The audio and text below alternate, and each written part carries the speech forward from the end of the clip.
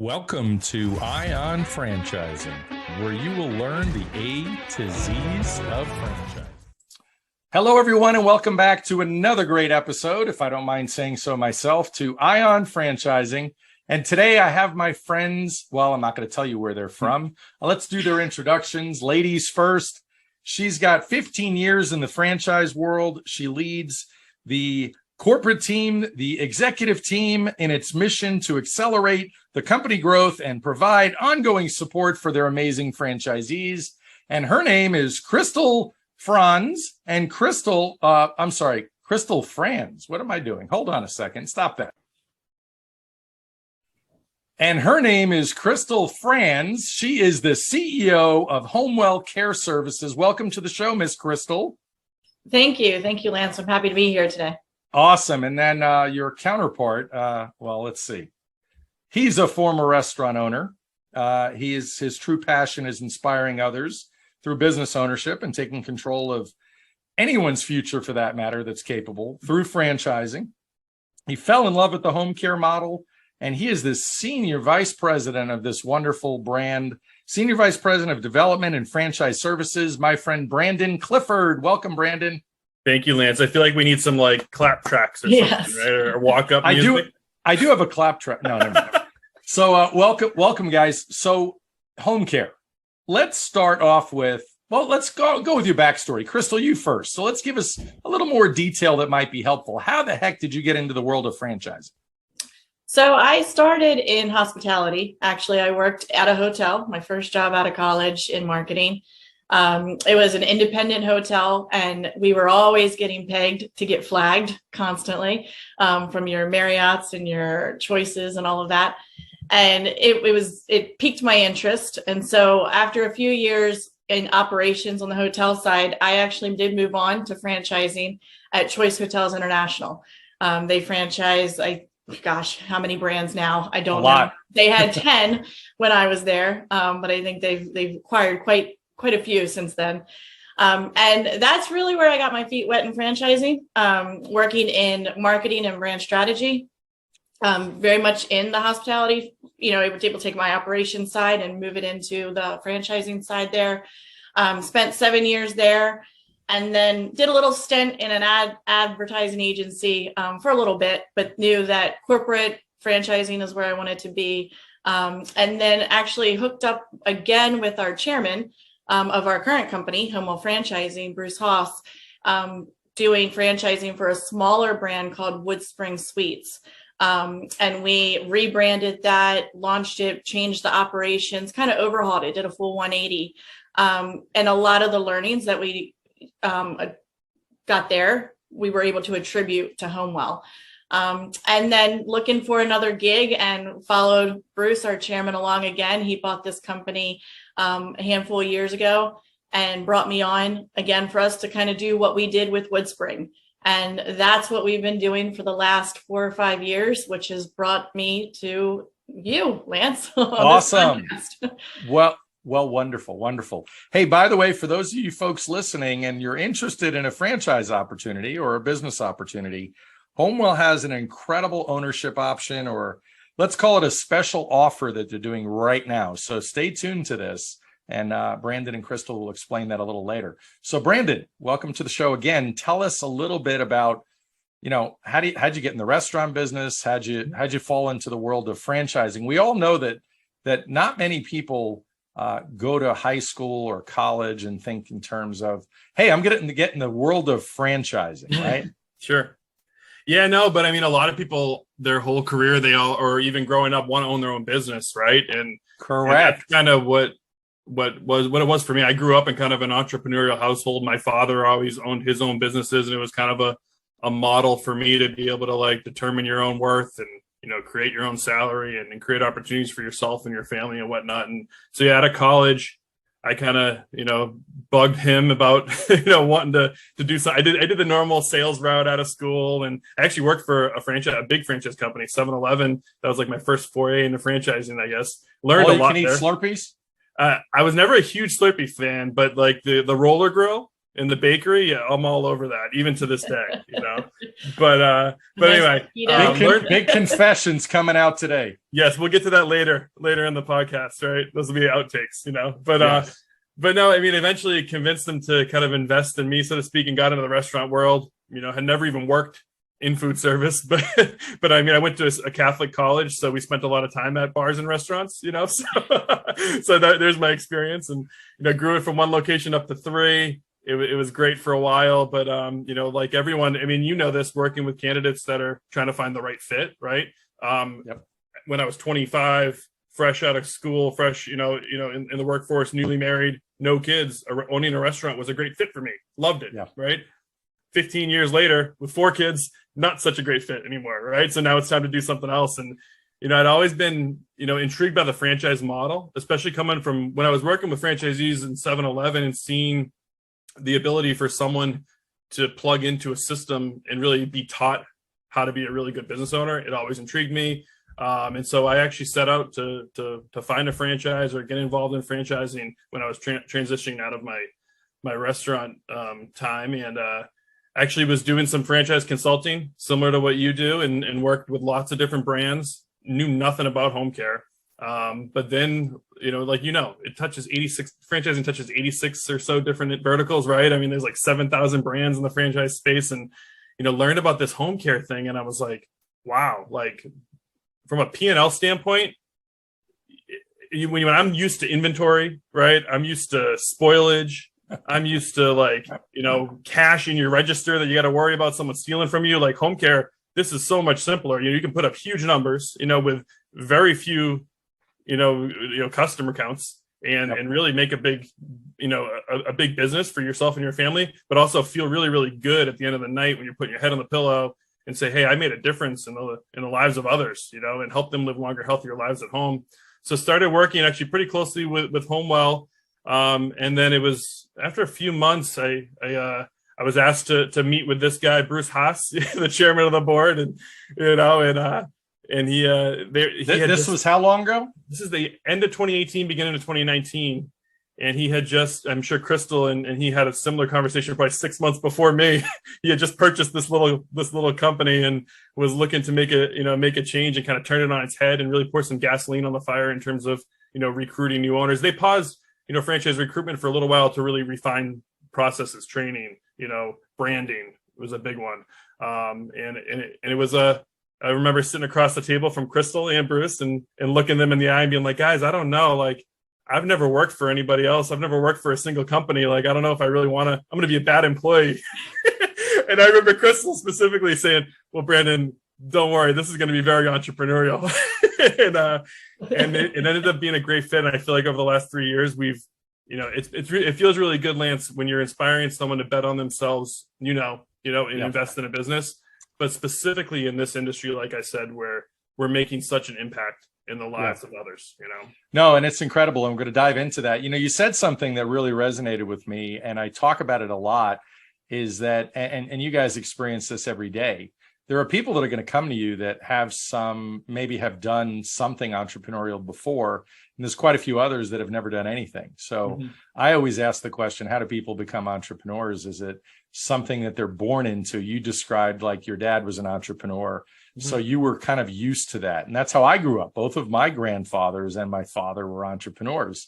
So I'm like, I was never going to be employable because I saw what it was like on the other side. So many other people have to be convinced. And that's what I do as a franchise broker consultant, is get people's mindset right. Hey, you can do this. You just need to find the right brand and the right support.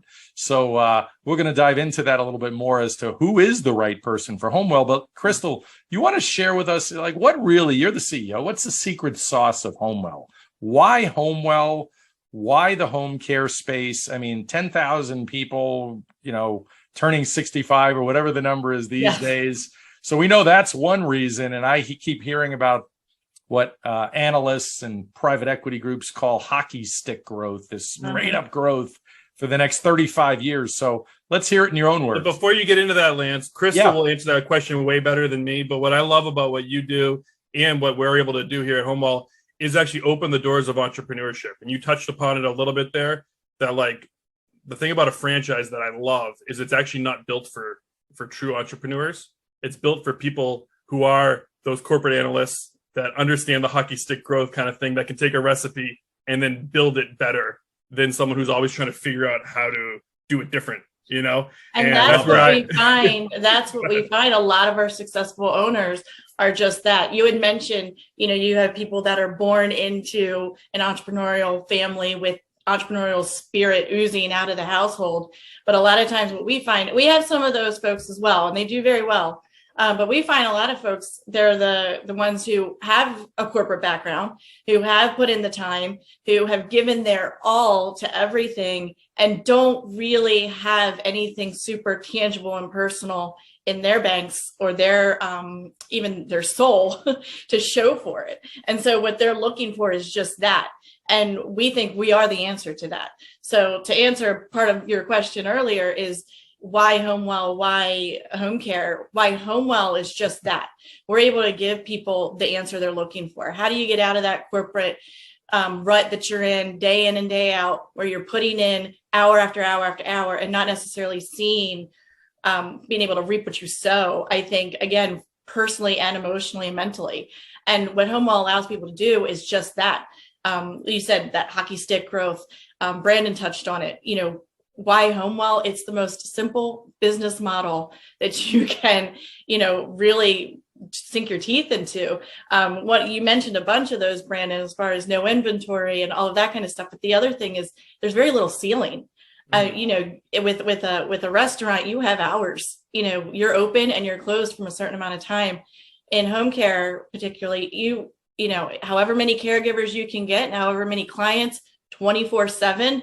You can be making money while you sleep. Mm-hmm. And so that appeals to a lot of folks, in the corporate world. And there is, I can't stress enough also that emotional tie to it as well, because people want to make money, obviously. And that's, you wouldn't be doing this if you would go volunteer if you didn't want to make money. Yeah. So you want to make money. But to be able to put your head down at night and know that you're doing something really great for your community, because this particular business, you are very entrenched in your local community, in your local market. And to be a player there and to network with your Chamber of Commerce and your nursing facilities and even hospitals and just the senior population in your area, that's something that really makes you feel good about what you're doing and what you're investing in. And as you mentioned, the demand is there. The demand is there for that ceiling to not ever be put in place. In 2040, for the first time in our history, we will have more seniors than we will youth. And that's a crazy statistic. Yep. And these people are going to want care, and they're going to want it in their homes. And they've been planning for it, right, Crystal? I mean, yes. That age group, that bracket, but I don't know if this is going to offend you, Lance, or not. The boomers, I don't know if you're in it yet or not. I'm sorry. But I'm 55. Okay. All right, cool. Almost 56. There you go. But I mean, the people who grew up in that, they were planners, right? And they saw, the downfall, quote unquote, of nursing homes and what their parents went through and the conditions they lived in, where, because 30 years ago, a nursing home was the standard for senior care, right? For when you were going to get to the age where you could no longer take care of yourself, you were going to go live in a home. And they saw what that happened to their to their parents. And they're like, I'm not living in a home. I'm living in my home, and they planned for that. So we can capitalize on that, Crystal. Well, not only that too, but you're talking even those folks that are in our age bracket, we're, home care. I think the pandemic has put a spotlight on the awareness of home care for sure. Oh yeah. But we still have a ways to go in what non-medical home care is. Quite honestly, I didn't know it existed before I was brought this opportunity. But what you're seeing in people around our age is that they're the sandwich generation. They're the ones that are taking care of both their kids and their parents at the same time and getting burnt out doing it and realize I can't do this any longer. And that's where they go to seek finding home care. But to know that that's a option, I think makes them want to plan even more for when they, in those 20, like I said, in 2040, when you're going to have more seniors than you are youth, those people in that are today, in that time frame today, they're the sandwich generation. So they're going to plan for it, like Brandon said. And so that demand is unlimited. Yeah, no, I love that. Unfortunately, my dad passed a couple of years ago, and that was my first immediate experience with home care. And to be clear to the viewers, there's a lot of sort of misconceptions or misunderstandings about what we're talking about here. This is, as you just said, Crystal, this is non-medical home care, and it's, like companion care. So when mom had to go to the market, there was a caregiver there with dad to fluff the pillow, change the station and the TV station, help him to the restroom, make a sandwich, whatever it might have been, to have a conversation with him while mom had to go do her errands or whatever it might have been. I helped out. I flew in town, but like it's very holistic, Lance, and like you're talking about like the resource for the adult child, like yourself.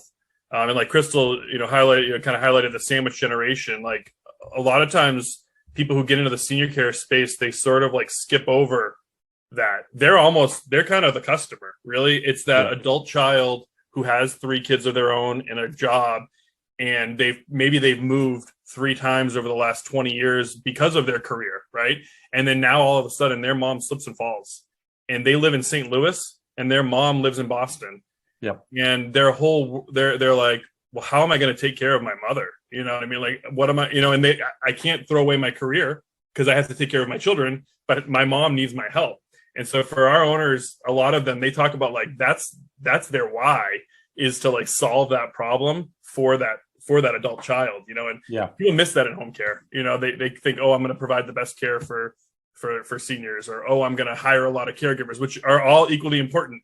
But we all you miss that true customer a lot of times is the sandwich generation. Well, and the non-medical is really important there, because you can get people come in, and a lot of times you can have insurances pay to have your actual nurses come in and administer medication and do the blood pressure and do all of that kind of stuff. But insurance only pays for so many hours of that. And then you're left. And they're not fluffing the pillows, like Lance said, right? Exactly. But you're left with this big swath of hours where your mom or dad is left home alone and could fall, or needs a bath, or needs help getting into bed, or getting upstairs, or grocery shopping. All of those things, those are things that often aren't forefront in anyone's mind until they have to be. Senior isolation can be a lot worse than blood pressure, right? you know what I mean? Like, what's the solution? Yeah. And that's where home care comes into play for sure. Yeah. So let's talk about the investment. 2 things. So what is the investment, and who exactly are you looking for? Give me a sample, a snapshot of who your current franchisees are now, your top franchisees. Go ahead, Brandon. You can start with what's the investment look like? Yeah, so I mean, we're looking at according to our FDD, the range is between 100 and 250,000 in that range. That'll be a single territory.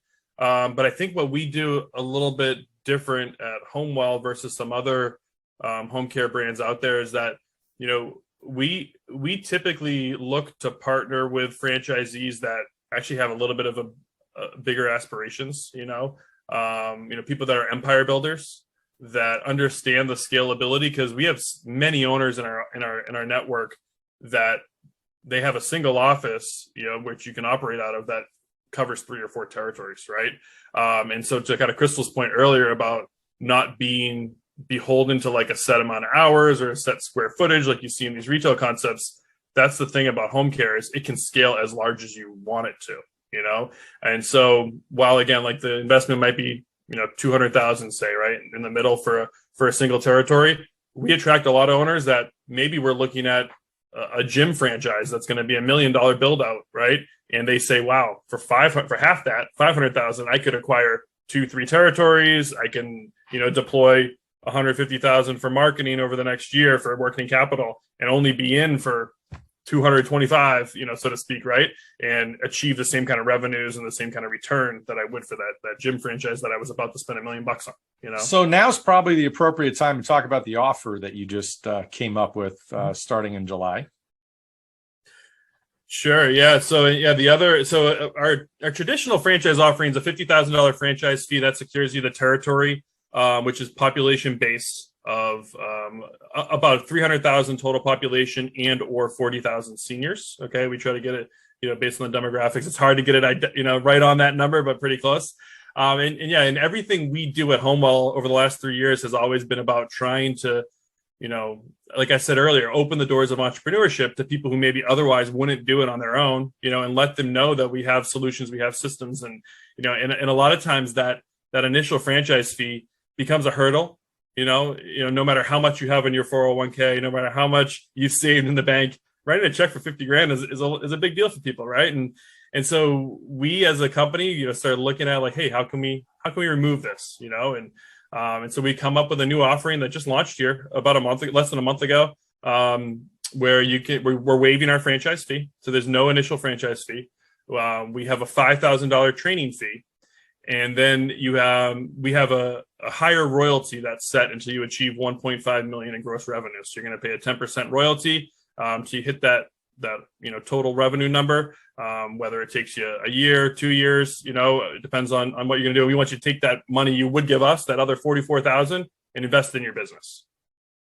And the good news is you're not selling chicken wings, so I know the margins are higher. I can say that because I've talked to franchisees, and that's okay. So sure, you can say it all you want, Lance. So really, it becomes a really low cost investment. I happen to know you have franchisees that are 20 that started when they were 24, 25 years old with you. Yeah, we have several people like that started under the age of 30. Actually, our biggest franchisee in the whole system. He's no longer a young 20-year-old, but he was 23 when he opened. He's now, 23. Yeah, and then, and now he's a, 37 or 38, something like that. I'll probably get mad if I say the wrong number. I'll underestimate, but then, just recently we have had several in the last 3 years. It's funny. I joke with him all the time about how like in home care, our bread and butter are seniors, right? Like we take care of old people. But it's really a young man's business or a young woman's business because it requires a lot of energy. I mean, like you said, it's not selling wings, so there is no inventory, there's no spoilage, P&Ls are simple, but it's a people business, right? Yeah, you have to hustle. Mm-hmm. Yeah, and having the energy to hustle mentality.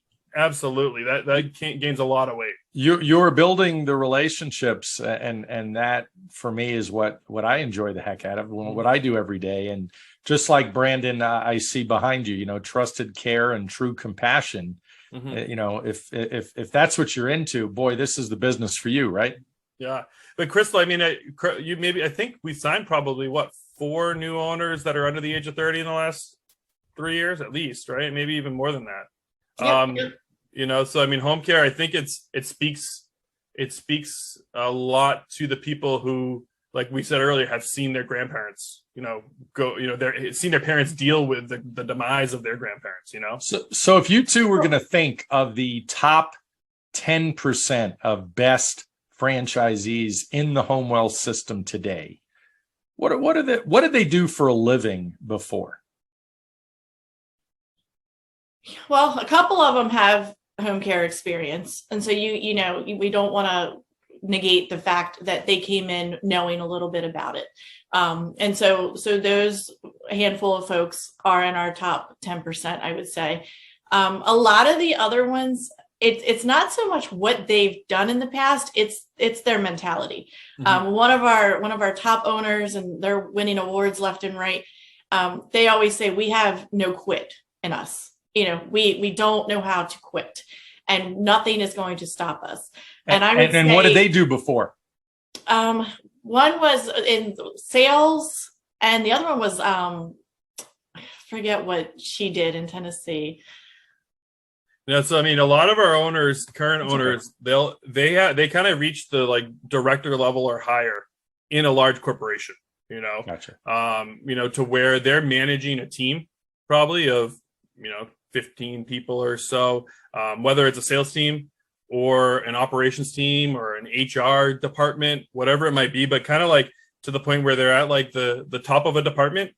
And in order for them to move up inside that corporate structure or whatever, it's we all know, we've been in the corporate world, like it's going to take either someone retires or someone dies or something, right? Like they're kind of like at that point where they're not all the way to the top, but it's going to be hard for them to move up. And so they see, like Crystal said at the beginning of this conversation, that they've been for the last 15, 20 years building companies for other people. Yeah. So it's like a natural progression. Why wouldn't I just build a company for myself? Right. But they don't want to come up with an idea. They don't want to reinvent the wheel. They don't want to have do all the brand work, and come up with a unique selling proposition, and so that's why a franchise makes sense for them. Go ahead, Crystal, what were you going to say? But I was going to say, I think to what you're saying there, and the point I failed to make earlier when I was going through this, is that it's less about what we found. It's less about what they've done in the past that makes them successful. It's more of a mentality. Because like you said, we do have younger people enter into our franchise system and do really, really great.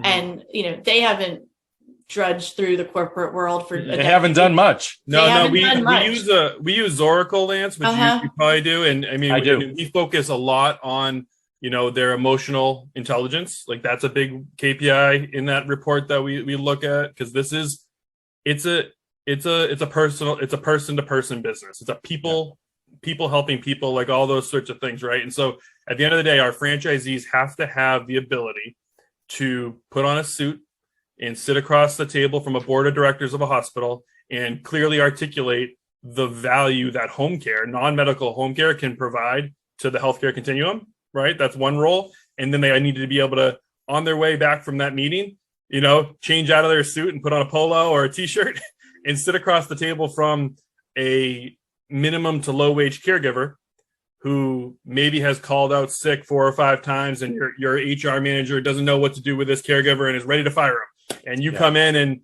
instead of just writing that person off, get down on their level and say, hey, what's going on in your life that's causing this to happen, and understand and uncover that they're not just being flaky or whatever. It's that their car broke down and they don't have $200 to fix their car. So instead of being honest and saying that they've been calling in sick for 5 shifts, and previously they were a great caregiver who never called in sick, so you don't want to lose them, and you fix that problem. So problem solving, emotional intelligence, empathy. Like those are the key components that make our owners, really, really thrive. Yeah. And obviously when you're 23 years old, the younger franchisees, it's just all about the right attitude, the personality, the guts and the grit to get out there and just go do it. Right. Right. Yeah. Well, and you can't be a micromanager in this business either. Would you say, Crystal? Like, I mean, if you want it to grow, if you want to scale, for sure. I mean, if you want to tap the potential that home care and HomeWell offers you, you do not want to be a micromanager. That's for sure. You're not going to know all your clients. You're not going to know all your caregivers. You're going to know your director of sales. You're going to know your HR manager. You're going to know your care manager. You're going to know your nucleus, right, of this business. But you need to let the care manager manage the care aspect of your office and not try to get in the weeds on, because you're not an RN. They are, you need to let your sales rep manage the sales activities, it's just about empowering your people with both of you, which both of you have a lot of experience with. And, we all tell people at the beginning of the franchise process, trust the process. It'll all unfold, and either you're going to be right or not for this. And, so. And that's that's the further answer to the question of our top 10%. They are the ones that, they follow our lead. We tell people you're joining a franchise for a reason. You could go do your startup, and you can do that, and some do that well. But if you're looking to franchise and you're looking to that for a reason, you want the blueprint, you want what we have to offer. And so take us up on it. Our team at HomeWell, we are so invested in the success of our owners. Everybody knows the names, and will that be the case when we grow to, hundreds of owners down the road? I'm not sure, but today for sure, we know nearly every owner, and we probably know within a few 100,000 what their revenue is today, because we are that invested in their success. But that means that we have the tools and the resources and the training, and we're going to tell you and guide you on how to do it. And so the top 10% who are successful have taken that guidance. But I will say that one of the differentiators, I think, with HomeWell, and particularly in franchising, in my experience, is that we actually give you the guide and the blueprint, but we also give you a lot of rope to figure it out how you want to do it on your own in your local market. In past brands that I've worked for, it's very prescriptive. You've got your brand standards and you've got to do X, Y, and Z. And if you do not do X, Y, and Z, you'll be penalized. HomeWell is not that. You have multiple revenue sources that you can tap, and any given one might make more sense for you in your local market than your fellow franchisee one state over. And so what we try to do is give you all of the options, show you how to tap all of the options. And then we say, you go figure it out. Go in your local market, go do your competitive analysis, go do everything you need to do, bring it back to us. And together we'll figure out how you want to do it. But it's personal to you. How awesome. You want to do that business. And so because it's a personal business, it's a little bit different. It's very hyper local. It is. I mean, it's actually really well suited to a franchise because, when people are making the decision on care for their mother, they want to see that this is a reputable company that has history, that has, knowledge and expertise and all that kind of stuff. But they also want to know the boots on the ground, like who's the owner. They want to know the owner. They don't want to just hand over care to no one, So how do you, as a new into the home care space, portray that you have expertise and history and longevity and all that stuff, but also be the face of the franchise, right? You can't unless you tap into a franchise company, and so we do a lot of, like what Crystal's saying, featuring our owners, letting them tell their story, their why did you get into home care? What's your personal story? A lot of prospective business owners, franchisees forget, they look to the brand, and while the brand is everything to them at the moment, it's the community that you're joining, because I got to imagine at HomeWell, the best practices of the top franchisees are something that are talked about and shared quite often. It's not just what you've learned from corporate. I tell everybody, McDonald's, a franchisee invented the filet of fish. It wasn't corporate. I mean, there's collaboration. That's the beauty of franchise. Lance, I think you're tapping into one of our key differentiators. And again, I can say this with a lot of confidence, having worked in many other franchise brands. And I tell owners this, I tell my team this. I have never been a part of a franchise system as wonderful as that of our HomeWell franchise owners. And I try to psychoanalyze it and say, why is that the case? Are we just really good at picking good people? But what I think it ultimately is we're bringing in people who are altruistic. They want to help others. That's kind of innate in them, which is why they're getting into home care anyway. And so when you have an owner who is having issues and wants to call up another owner, I mean, how many times, Brandon, do we have people that are like, fly in, come in, hang with me for a week. I will show you the ropes inside and out of anything and everything you want to know. And so I think it's that compassion and that feeling to want to help others. But then I also think that there really isn't a whole lot of competition there as well. And under Crystal's leadership, like we've done that strategically, right? Like setting up things like masterminds and communication and coaching our franchise business coaches to like, hey, you might know the answer to what this franchisee is asking you, but why don't we connect them with another franchisee that went through a similar struggle? Because it's going to carry even more weight coming from them, and so we try to be the connector. You know what I mean? Is like our main role as a franchise company. We're kind of like, okay, we're going to guard the brand. We're going to make sure that everything's consistent. And, we're going to look at where the industry is going 10, 20 years from now. But we're also going to defer to our owners on certain things that are happening today in their local market, because they're the ones that are there. They're the boots on the ground. It's the classic. That's one of our biggest, that is a big strategy for us is creating and letting people tap into the network. We just like every other franchise, we have our annual conference. And that is a lot of us speaking to our owners and telling them what we're doing and what's coming up.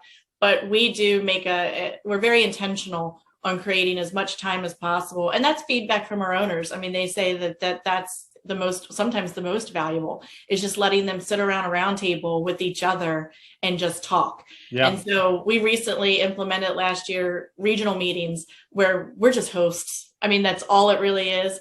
And we bring everybody in from a certain region and throw out topics and just let them go, and they'll talk for hours. And we get some of our best feedback from, events like those. Mm-hmm. I absolutely love it. It's the classic, you're in business for yourself, not by yourself. That's all what franchising is about. Now, here's the best segment of this particular episode. Tom Cruise said it best: show me the money. So in your franchise disclosure document, I have a note here. Oh, in your these franchise are the big questions coming up here. Right. Do we need to get our attorney on the line? Are we Put your ready? thinking caps on. Have your attorney as your lifeline here. You don't need that. Yeah. So the FDD, for those of you folks listening, is the franchise disclosure document that every franchise brand needs to create. Their franchise attorney will create. There are 23 items. Item number 19 is the earnings claim. The way HomeWell does the earnings claim, the way you guys, I should say, do the earnings claim, is that you actually list all of the revenue for all the franchisees. And there's a lot of things that jump out at me, but, for the purposes of expediency, franchisee number 30 in 2022, the 2022 FDD shows out of one territory did $3,467,000 in revenue. That's extraordinary. And I know what year did he open? It says that too, right, Lance? Let's see. And he was only open, I have it right here, 2020. He opened in 2020. So I know there are extraordinary numbers coming out of HomeWell. And anybody that's interested in pursuing HomeWell, you'll see the FDD at some point. You'll be able to talk to existing franchisees. You've had enormous revenue growth through the pandemic as well. So what say you, both of you, to that? Yeah, he's a great franchisee. No, we love franchisee number 30. Number 30.